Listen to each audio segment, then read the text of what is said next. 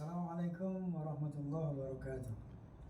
Saya Ketua Umum Fahmi Tamim bersama Sekretaris Jenderal Kiai Haji Anas Kurdi mengucapkan selamat atas di SK-kannya Forum Silaturahmi Takmir Masjid Mushola Wilayah Aceh di bawah pimpinan Kiai Haji Idris.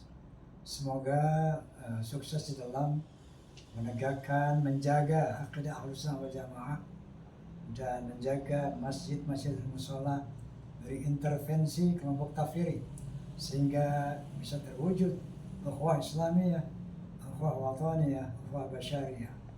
Fahmi Tamami ukhuwah Islamiyah, Fahmi Tamami ukhuwah wataniyah, Fahmi Tamami ukhuwah basyariyah. Wallahul muwafiq ila aqwamit thariq. Billahi taufiq wal hidayah. Assalamualaikum warahmatullahi wabarakatuh.